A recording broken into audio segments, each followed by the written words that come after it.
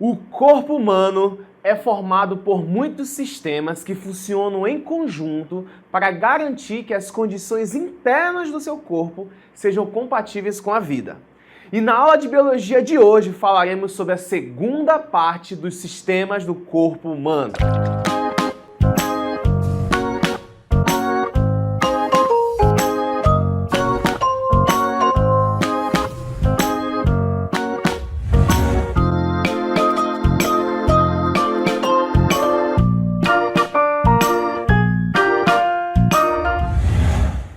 E aí, senhores? Eu me chamo Rodrigo, sou professor de Biologia aqui da Fundação Matias Maquiline e hoje falaremos sobre a segunda parte dos sistemas do corpo humano. Na aula passada, nós vimos sobre o sistema reprodutor masculino, feminino e sistema digestivo. E hoje, nós iremos conhecer mais 3 sistemas: respiratório, cardiovascular e sistema urinário. Lembrando que estamos no curso preparado da Fundação Matias Maquiline, aulas de ciências no módulo de biologia. Então agora vamos ver algumas curiosidades sobre esses sistemas. Você sabia que é praticamente impossível espirrar de olhos abertos, funcionando até como uma espécie de proteção? Você sabia que o seu coração é capaz de bater fora do seu corpo? Ou seja, ele pode ter batimentos próprios e não precisar de você. Isso acontece devido a alguns impulsos que ele tem próprios, impulsos elétricos, que ajudam, auxiliam nessa produção de oxigênio, nesse corrimento de oxigênio. E você sabia que a sua bexiga tem a capacidade máxima de 700 a 800 ml de urina? Mas você nunca vai chegar à capacidade máxima da sua bexiga. Por quê? Porque quando a sua bexiga alcança 80% de capacidade, o seu corpo pede para que você urine. Interessante, não é mesmo? Então vamos conhecer um pouco mais sobre esses sistemas agora. O sistema respiratório, nosso primeiro sistema, tem a missão de captar o ar, absorver o oxigênio, pois é ele que vai dar o oxigênio às nossas células, liberando assim das nossas células o gás carbônico. Olhando um pouco mais para a anatomia desse sistema, você percebe aqui a presença de 2 pulmões, suas ramificações chamadas de brônquios e as ramificações menores chamadas de bronquíolos. Nós temos um músculo muito importante, o músculo principal aí da respiração, que é o diafragma. Aí nós temos também as cavidades nasais, onde vai ocorrer a passagem do ar, passando pela faringe, passando pela laringe, pela traqueia, até chegar nos pulmões. Dê uma olhada nessa imagem. Vamos entender mais ou menos como é que acontece a respiração. O ar, então, ele entra pelas suas cavidades nasais, onde ele vai sendo purificado através do muco do seu nariz. Ali ele purifica da poeira, além de esquentar um pouco esse ar para que ele não desça frio pelo seu sistema. Então aí o ar desce pela faringe, depois pela laringe, onde na entrada dela se chama glote, que é a portinha que fica controlando a entrada de ar, né? Ali também chamada de epiglote. Na laringe também a gente é capaz de produzir os nossos sons, quando o ar que colocamos para fora bate nas pregas vocais, fazendo assim a nossa voz. Depois daí vemos a traqueia, revestida de um epitélio cheio de pelinhos e onde acontece aquela cirurgia, né, chamada de traqueostomia. Finalmente, chegamos à ramificação da traqueia, que são os brônquios, e eles não podem se obstruir, a passagem de ar tem que estar acontecendo naturalmente. Depois vem os bronquíolos e finalmente nós temos os alvéolos pulmonares. Aqui dentro dos alvéolos nós temos a troca gasosa, o que nós damos o nome de hematose. Por isso que os vasos sanguíneos dessa parte são extremamente finos, são os nossos capilares, para poder o ar que está entrando e o ar que está saindo serem trocados com a melhor facilidade possível. E pessoal, quando nós estamos respirando, nós fazemos o processo de inspiração, ou seja, a entrada de ar. E quando nós colocamos o ar para fora, nós estamos fazendo a expiração. E quem é que ajuda nesses movimentos? Os músculos, diafragma e músculos intercostais. Eles se contraem na inspiração e eles relaxam na expiração. Além dele, nós também temos os músculos, como eu acabei de falar, intercostais, finalizando, portanto, o sistema respiratório. Já no sistema cardiovascular ou sistema circulatório, que é o segundo sistema que nós veremos hoje, ele tem a presença de uma bomba que trabalha diretamente nesse sistema que nós damos o nome de coração. O coração, gente, fica bem no meio do nosso peito, em uma área que a gente chama de mediastino. O coração humano ele possui 4 cavidades, 2 átrios, 2 ventrículos, sem mistura de sangue, envolvido por um músculo chamado de miocárdio.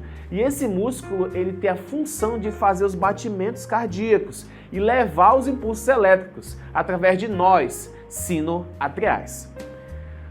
No lado direito do nosso coração você terá ali sangue venoso, sangue pobre em oxigênio. Já no lado esquerdo você terá sangue arterial, sangue rico em oxigênio.